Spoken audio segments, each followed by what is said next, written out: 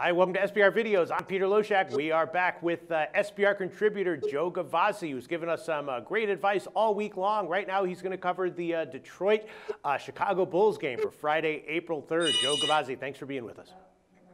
Really enjoying being with you, Peter, and the SBR video team, along with you guys out there. I think we got a nice winner for you for Friday night here in the NBA. I'm looking forward to this one. All right, Joe. Well, I looked at this game, and Chicago is off of a loss, and Detroit is very banged up, and they're off of a big blowout loss where they only scored 78 points. So to my eye, all signs point towards Chicago, but I'm wondering if that's a trap, and I'm wondering if 9 points is a little bit too much here. Let's hear your analysis of this game, Joe Gavazzi. Well, thinking about the fact that Detroit is banged up and Detroit is a towel tosser coming down the stretch, along with the fact that Chicago has multiple reasons to play, I think you're on the right track with the Chicago Bulls here.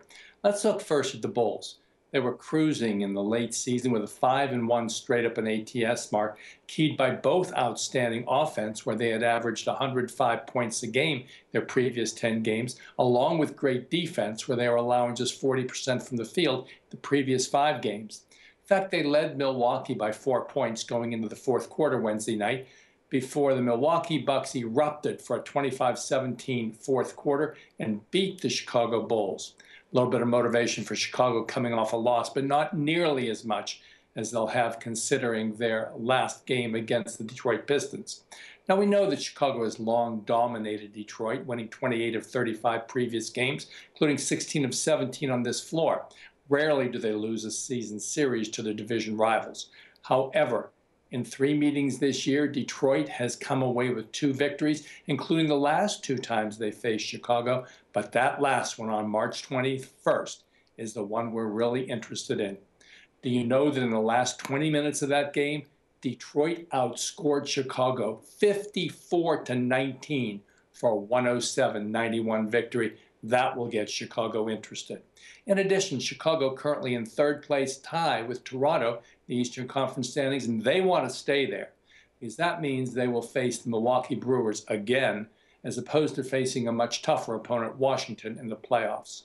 All signs point to the Bulls here, particularly noting that Detroit has played poorly without point guard Jennings since the end of February and will now be facing the Bulls without their best interior player, Monroe. It's all systems go here for the Chicago Bulls, and I don't expect them to take their foot off the gas, knowing their previous fourth quarter performance against Milwaukee or their double revenge motive, and in particular, their last meeting against Detroit. Chicago minus the points is the play here, Peter. Good luck. Okay, that's how I was thinking myself. Thanks so much, Joe. Welcome.